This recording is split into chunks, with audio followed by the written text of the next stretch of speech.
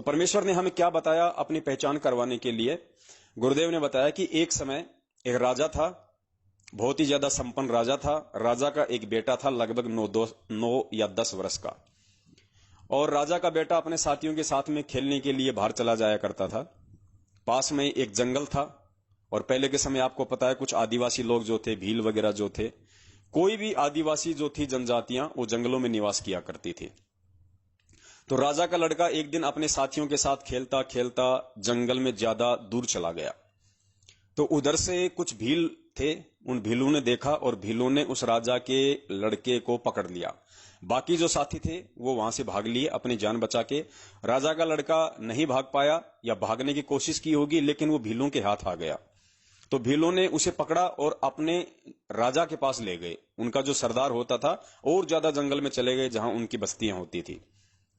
तो भीलों के राजा ने, भीलों के सरदार ने देखा कि लड़का बहुत ही ज्यादा सुंदर है, और उनके वहां पे एक परंपरा हुआ करती थी। अब दास जो भील शब्द का यूज कर रहा है, तो कोई भील जो समाज के लोग हैं, भील जो जाति के लोग हैं, वो ये ना सोचें कि भाई ये हमारे जो है ये पूर्वजों के विषय में बोल रहा है।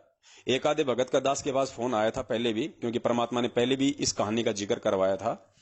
तो उसने कहा कि भगत जी, आपने ये कहा कि भील लोग थे ऐसे, वो बलि दिया करते थे, हमारे पूर्वज ने तो ऐसा नहीं किया कभी। अरे भैया, भील से समझो आदिवासी लोग, क्योंकि भील जनजाति के लोग पहले जंगलों में रहा करते थे, उनको आदिवासी कहा जाता था। ठीक है, तो आप लोग अपने ऊपर ना लेना कि ये हम हमारे लिए कह रहे हैं। वर्तमान में जो भील जाति है उनके लिए मैं नहीं कह रहा। पहले तो हम लोग भी ऐसे थे। हम कौन से जो है मतलब मास्टरमाइंड थे? हमारे पूर्वज भी तो ऐसे थे, आदिवासी टाइप ही थे। ये तो धीरे धीरे परमेश्वर ने दया की, इस कलयुग में टेक्नोलॉजी दी, शिक्षा दी, तो लोगों को थोड़ा बहुत कोई स्तर सुधरा है, वरना सभी आदिवासी थे। हम आदिवासी ही थे। हम चाहे कितने ज्यादा टेक्नोलॉजी युक्त बन जाएं, कि हमने कितने हेलीकॉप्टर बना लिए, एरोप्लेन बना लिए, अगर हमारे को उस परमेश्वर के विषय में ज्ञान नहीं है तो पूरी दुनिया आदिवासी है। 21वीं सदी की टेक्नोलॉजी युक्त दुनिया भी तब तक आदिवासी है जब तक उसको परमेश्वर के विषय में जानकारी नहीं होगी। क्योंकि इस मानव शरीर का मुख्य मकसद, मुख्य ध्येय केवल यही होता है कि उस परमेश्वर की जानकारी और परमेश्वर की भक्ति करके यहां से अपना आत्म कल्याण करवाना। और उसकी जानकारी के बिना पूरी दुनिया आदिवासी है। अब उसमें साइंटिस्ट भी आ गए, उसमें राष्ट्रपति और प्रधानमंत्री भी आ गए, उसमें सब आ गए। तो भीलों के सरदार ने सोचा कि भाई लड़का बहुत सुंदर है, और उनकी एक परंपरा थी, उनकी देवी थी, उसको वो लोग बलि चढ़ाया करते थे जब भी उसका त्योहार आता था, कि देवी खुश होगी, ऐसी उनकी अपनी धारणा थी। तो उन्होंने उस लड़के को सकुशल, जैसी भी उनकी व्यवस्था थी, वहां उन्होंने उसको कैद कर दिया, और एक व्यक्ति को उसकी देखभाल के लिए छोड़ दिया कि लड़का कहीं भग ना जाए और किसी प्रकार का कोई नुकसान न हो जाए इस लड़के को। उधर से राजा को मालूम पड़ा कि मेरे बच्चे को तो इस तरीके से आदिवासी लोग ले गए उठा के। राजा बड़ा चिंतित हुआ। राजा समझदार था। राजा ने अपने मंत्रियों से सलाह वगैरह की, तो काफी लोगों ने बहुत तरीके से उनका मार्गदर्शन किया। अंत में राजा को समझ में आया कि मैं किस प्रकार से अपने बच्चे की जान उन आदिवासियों से, उस भील से छुड़वाकर ला सकता हूं। मैं मेरे बच्चे को सकुशल यहां लेके आ सकता हूं। तो पुण्यात्माओं, अब आप जी थोड़ा सा समांतर रूप से इसका विश्लेषण करना। वो जो आदिवासी था उनको समझना आप काल भगवान, वो आदिवासी आप जी काल भगवान को समझना, और वो राजा समझना आप उस कबीर परमेश्वर को, और जो बच्चा उसकी पकड़ में आ गया था वो हम सतलोक की आत्माएं हैं, जो हम उस ज्योति निरंजन के साथ में खेलते खेलते उसके चक्कर में आ गए थे वहां पे, और परमात्मा से दूर निकल गए थे हम। और फिर इस भील रूपी निरंजन ने हमारे को पकड़ के कैद कर लिया, हमारी बलि चढ़ाने के लिए, गधा कुत्ता सूअर बनाने के लिए। तो फिर उस राजा को तो टेंशन होनी थी, बाप को तो चिंता होगी जब उसका बच्चा उसके हाथ से छूट गया। तो बाप बड़ा चिंतित हुआ, राजा बड़ा चिंतित हुआ। उसने सलाह मंत्रणा की। तो अंत में राजा ने डिसीजन लिया कि जितना जल्दी हो सके, राजा को मालूम पड़ा कि उनकी जो देवी का त्योहार है वो लगभग 1 महीना है उसका। तो राजा ने कुछ ऐसे लोगों को बुलाया जो लोग भीलों की भाषा जानते थे, आदिवासियों की भाषा जानते थे। तो राजा ने कहा कि मेरे पास समय नहीं है, 1 महीने का समय है, 1 महीने के अंदर अंदर आप मुझे आदिवासियों की भाषा समझाओ जितनी मुझे जरूरी है, जिससे मेरा काम निकल जाए। तो उन्होंने ऐसा ही किया। भाषाओं के जानकार लोगों ने राजा को 1 महीने में पूरी तरह से परिपूर्ण कर दिया भीलों की भाषा के लिए। राजा भाषा बोलने लग गया आदिवासियों वाली। अब राजा अगर अपने वास्तविक रूप में उन भीलों के सामने जाए, उन आदिवासियों के सामने जाए अपने बच्चे को छुड़वाने के लिए, पुण्यात्माओं, इसके 2 सबसे बड़े नुकसान थे। इसके सबसे बड़े नुकसान 2 थे। राजा को मालूम था, राजा समझदार था। राजा ने बड़ी सूझबूझ से काम लिया। सबसे पहले तो उसने भाषा सीखी, उसके बाद में राजा ने वैसा ही गेटअप बनाया जैसा कि आदिवासियों का था। वैसा ही राजा ने कपड़े सिलवाए, वैसे ही राजा ने बाल वाल बढ़ाए, उसी तरीके से राजा ने अपने नाखून वाखून बढ़ाए। मतलब जैसे भील लोग जो रहा करते थे पहले, जो आदिवासी लोग जो थे टाइम पे नहाया नहीं करते थे, गंदे संदे रहा करते थे, ऐसे ही उनके वस्त्र होते थे, ऐसे बड़े बड़े बाल, पता नहीं क्या क्या चित्रकारियां रखते थे, हाथी के दांत वगैरह यहां लगा के, मतलब टोटल जो हार श्रृंगार था उन आदिवासी लोगों का वैसा का वैसा राजा ने बनाया। राजा होते हुए उन्होंने वैसा का वैसा हार श्रृंगार किया ताकि कोई फर्क ही महसूस ना कर सके, भील भी ये ना पहचान सके कि ये भील है या ये राजा है। उनको धोखा देने के लिए, उन आदिवासियों को धोखा देने के लिए, उन भीलों के सरदार को धोखा देने के लिए परमात्मा ने भी सेम टू सेम आदिवासी वाला ही गेटअप तैयार कर लिया। अगर राजा अपने वास्तविक रूप में जाता वहां पे तो वो राजा को भी पकड़ लेते, वो तो एक अलग ही पहचान हो जाती। तो एक नुकसान तो ये, और दूसरा नुकसान, अगर उस राजा को मान लीजिए आदिवासी भी ना पहचान पाते, लेकिन जब वो बाप अपने बेटे के सामने जाता तो बेटा तो नासमझ था, मंदबुद्धि था, वो तो अपने बाप को देखते ही रोने लग जाता, वो तो चिल्लाने लग जाता, तो वो पकड़ में आ जाता, मालूम पड़ जाता भीलों के राजा को कि ये तो इसका बेटा है, तो वो भी मरता और वो भी मरता, दोनों के दोनों मरते। तो इसलिए राजा ने बड़ी सूझबूझ से काम लिया ताकि उनके बच्चों को भी इस बात का पूर्णतया आभास ना हो कि मैं ही तेरा बाप हूं। इसलिए अपने उस बच्चे से भी थोड़ी सी दूरी बनाए रखने के लिए, उस बच्चे को भी थोड़ा सा भ्रम में रखने के लिए, ताकि बच्चा नादानी में मुझे देख के रो ना दे, बच्चा रोने ना लग जाए और मालूम ना पड़ जाए, वास्तविकता सबके सामने ना आ जाए, वरना मैं भी मरूंगा और वो बच्चा भी मरेगा। तो इस प्रकार राजा भीलों वाला गेटअप बना के और उन आदिवासियों के बीच में वो राजा हिम्मत करके पहुंचा। वो जैसे ही वहां गया अंदर, उसको मालूम था कि भील लोग वहां होंगे, मुझे पकड़ेंगे। तो जैसे ही राजा भीलों वाले गेटअप में जंगल में गया तो उधर जो भील लोग थे ऑलरेडी, जो आदिवासी थे, उनकी नजर पड़ी। वो दौड़ के गए, उन्होंने देखा कि ये तो हमारे जैसा ही है, हो सकता है भाई किसी दूसरे कबीले का हो, किसी दूसरे क्षेत्र का हो ये भील आदिवासी। तो राजा भाषा सीख ही गया था, राजा ने काफी उनसे बातचीत की और राजा बड़ा ही निपुण था, बड़ा ही चतुर था, बड़ा ही कुशल था। राजा ने उनको मोह लिया अपनी बातों से, अपने शब्दों से, और राजा ने उनसे बातचीत की। उनके जरिए राजा भीलों के सरदार तक पहुंच गया। उसके बाद में सरदार से भी राजा ने बातचीत की और सरदार से भी काफी अच्छे संबंध हो गए राजा के, क्योंकि राजा था तो राजा तो बहुत ज्यादा निपुण था। तो बहुत ही जल्दी 2-4 दिन में उस राजा ने भीलों के सरदार के दिल में अपनी एक विशेष अपनी जगह बना ली। आओ भगत करके राजा के साथ में बड़े प्यार से, बड़े अच्छे से बोलचाल करके, बाहरी क्षेत्र के विषय की जानकारियां देके, क्योंकि आदिवासियों को तो मालूम नहीं होता था बाहर की दुनिया का। तो इस तरीके से राजा ने एक विशेष मतलब जगह बना ली उसके अंदर। और राजा ने फिर कहा कि भाई आज के बाद में उस लड़के की जिम्मेदारी मैं इसको देता हूं, इस भील को देता हूं जो अभी अभी आया है नया नया। ये बहुत ही विश्वास पात्र है, बहुत ही चतुर है, और ये बच्चे का विशेष ध्यान रखेगा, और इसके माध्यम से हम बच्चे की हम बलि दिलवाएंगे तो देवी ज्यादा खुश होगी, ज्यादा प्रसन्न होगी। तो इस प्रकार से राजा वहां पे भीलों के बीच में पहुंच गया और राजा ने चाहा कि मैं अपने बच्चे को एक बार जाके देख लूं, मेरा बच्चा कैसा है कैसा नहीं है। तो राजा को चाबी मिल गई थी और राजा अपने बच्चे के पास में गया। अपने आत्मा, और राजा ने भी बड़ी सूझबूझ से काम लिया। राजा ने भी कोई जल्दबाजी नहीं दिखाई, राजा ने भी कोई तत्परता नहीं दिखाई ये कहने की अपने बच्चे के सामने, या उसको ये समझाने की कि मैं तेरा बाप हूं, मैं तेरा पिता हूं। वरना राजा को मालूम था कि बच्चा भावुक हो जाएगा, बच्चा नादान है।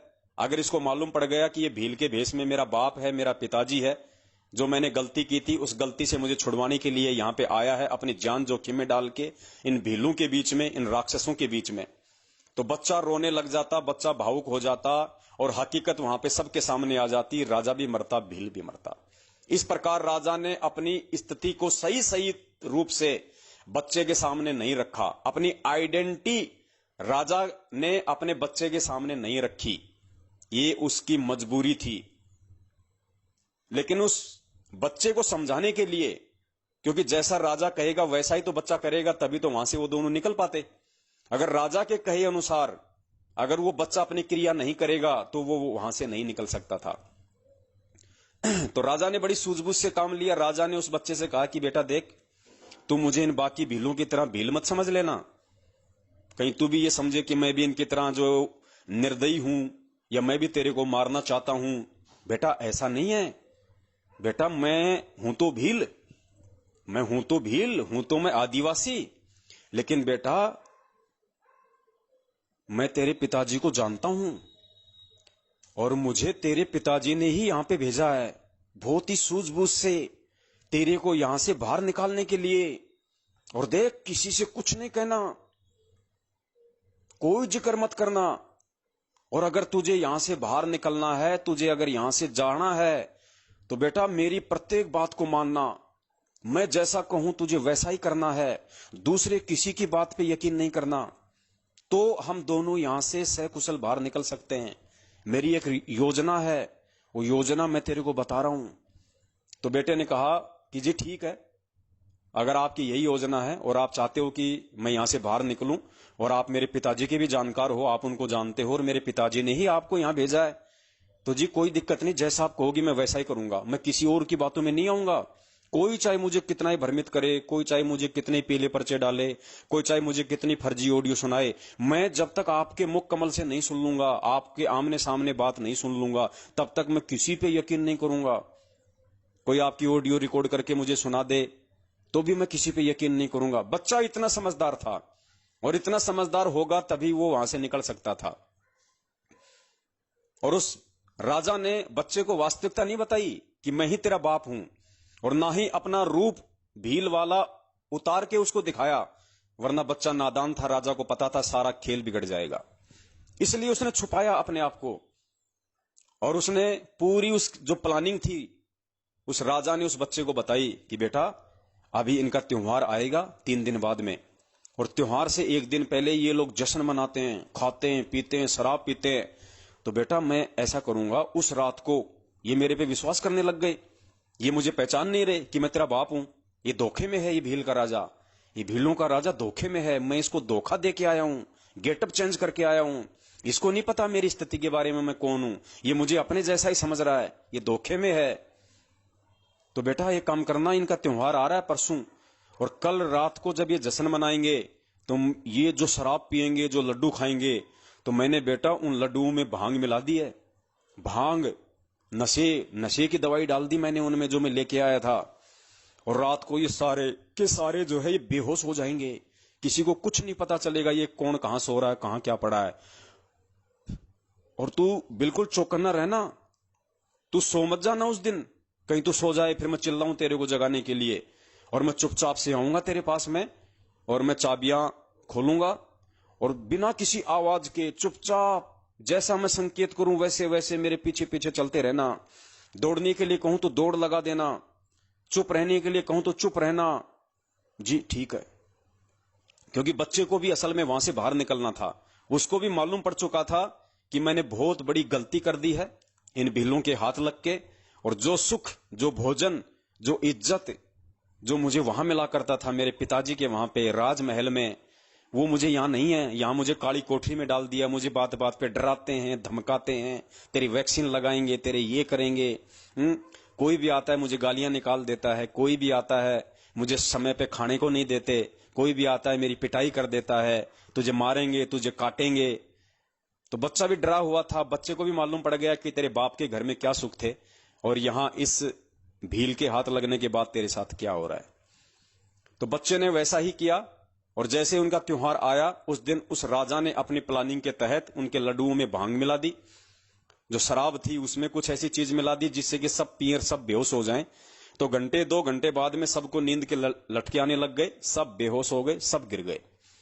राजा तुरंत गया, राजा ने चाबी खोली, बच्चे को बाहर निकाला, तुरंत बच्चे का हाथ पकड़ के और उसको वहां से ले गया और कहा कि बेटा रुकना नहीं, 2-3 घंटे, जब तक हमारा जंगल का सफर पूरा नहीं हो जाता तब तक बेटा रुकना नहीं है, चुपचाप रहना, किसी को कुछ मत बताना।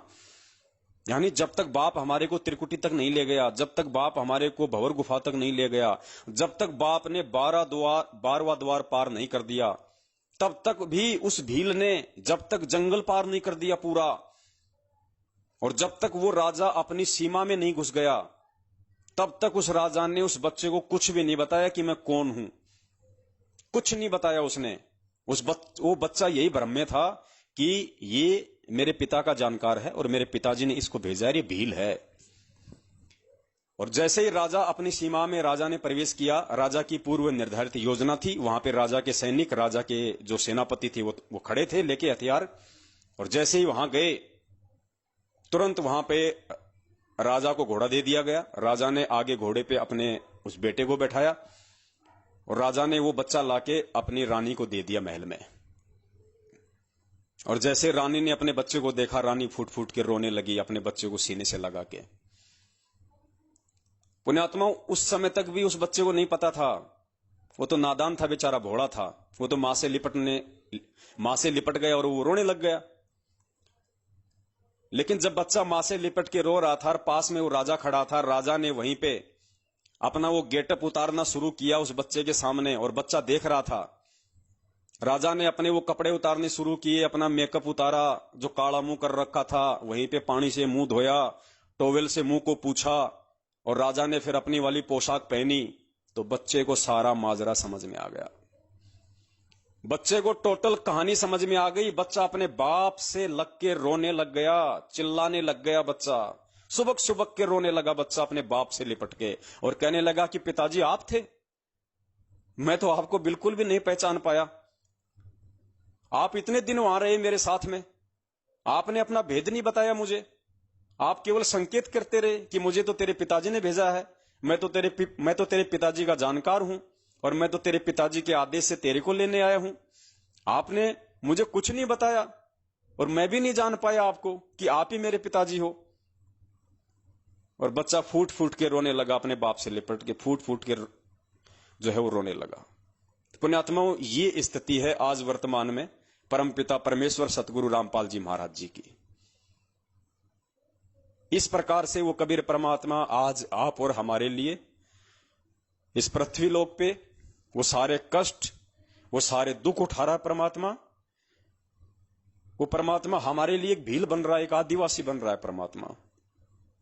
हमारे लिए वो समर्थ राजा इस काल के लोक में आके लोगों की गालियां खा रहा है, लोगों की पिटाई सहन कर रहा है वो परमात्मा। और हम मंदबुद्धि उस परमेश्वर को पहचान नहीं पा रहे। हम कह रहे हैं कि ये तो आदिवासी है, ये तो भील है, लेकिन वो भील नहीं था, वो परमात्मा था। वो जानबूझ के अपनी पहचान नहीं करवा रहा था। तो ये गुरुदेव आज हमें जानबूझ के अपनी पहचान नहीं करवा रहे, लेकिन इन्होंने अपने सत्संगों के माध्यम से हमें कोई कमी नहीं छोड़ी बताने में कि बेटा मैं ही तेरा बाप हूं, मेरे पे यकीन कर, और जैसा मैं कहूं वैसा तू यहां पे करेगा, वैसी क्रिया तू करेगा तो सफल होगा। अगर मेरे कहे अनुसार नहीं चला, जरा सी भी तूने कोई त्रुटि कर दी मेरे वचन में, मेरे सत्संग में, मेरे परिवार वालों के कहने से, मेरे भाई बंधुओं के कहने से, इन कॉल एजेंट कोऑर्डिनेटरों के कहने से, तो बेटा मेरी सारी की सारी जो प्लानिंग है वो फेल हो जाएगी। और मैं जिस मकसद के लिए आया हूं तुझे इस भील की कैद से निकलवाने के लिए, मेरा मकसद अधूरा रह जाएगा। तू तो मरेगा सो मरेगा, मेरा भी मिशन फेल हो जाएगा। तो इसलिए पुण्यात्माओं, ये वही कबीर परमात्मा है जो अपने तेज पुंज के शरीर में सतलोक में बैठा हुआ है, और हल्का तेज पुंज का शरीर बना के उस आदिवासी की तरह वो राजा आप और हमें यहां से निकालने के लिए, क्योंकि उस परमेश्वर को हमारी बुद्धि के लेवल का पता है कि हमारे अंदर कितनी बुद्धि है, हम कितने ज्ञानवान हैं। इसलिए परमेश्वर अपने आप को छुपाते हुए, अपने आप को एक गांव धनाना, जिला सोनीपत, हरियाणा का रामपाल जाट बताते हुए अब ये जाट की औकात नहीं है, हिंदुस्तान की किसी जाट की औकात नहीं है जो शास्त्रों को खोल के बता दे। यहां पे तो शास्त्रों के ठेकेदार ये पंडित बने फिरते हैं जो काशी और नालंदा से जो पढ़ पढ़ के आए थे, जो यहाँ पे चोटी बढ़ा बढ़ा के अपने आप को जो सर्वज्ञानी साबित किए बैठे थे। यहाँ तो शास्त्रों को पढ़ने और पढ़ाने का ठेका ही पंडितों ने लिया था, ब्राह्मणों ने ले रखा था, नकली संतों ने ले रखा था।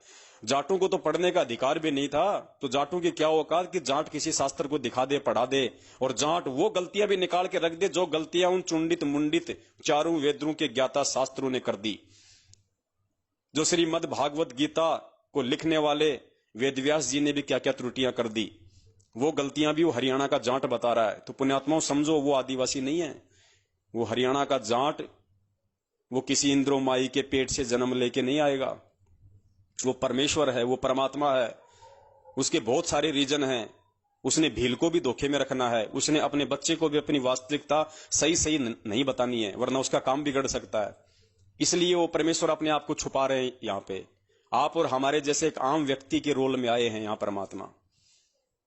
लेकिन पुण्यात्माओं, अब यदि हम नहीं समझेंगे उनके इशारों को, और इशारों को हम उनके उसी समय समझ सकते हैं जब वास्तव में हमें मालूम पड़ जाए कि मैं इस काल की कैद में हूं और मेरे साथ यहां पे बहुत ही ज्यादा ज्यादतियां हुई हैं, गधे कुत्ते सूअर के इसने मुझे जीवन दिए हैं।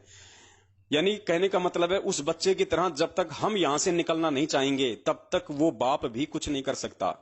अगर वो बच्चा ही मान लीजिए उन भीलों के साथ में रम जाता, उन भीलों के बच्चों के साथ में खाना खेलना हंसी मजाक करने लग जाता, उन्हीं को अपना घर बना लेता, सोचता मैं तो यही ठीक हूं, मैं वहां नहीं जाऊंगा, यहां तो मेरे यार हैं, मेरे दोस्त हैं, मुझे खाने पीने की कोई दिक्कत नहीं है, वो बच्चा अगर यही मान लेता तो बाप उसको कैसे निकाल के लेके आता। तो पुण्यात्माओं, हमने इन चीजों को अब समझना पड़ेगा। और 8 सितंबर 1951 के दिन जो ये परमेश्वर आप और हम सभी के लिए यहाँ पे प्रकट हुए हैं, अपने तेज पुंज के शरीर को हल्का करके, अब हमने धोखा नहीं खाना है पुण्यात्माओं। ऐसा कोई सबूत, ऐसा कोई प्रमाण इस परमेश्वर ने दिखाने में कसर नहीं छोड़ी है जो ये साबित ना करता हो कि संत रामपाल जी महाराज जी ही पूर्ण परमात्मा है।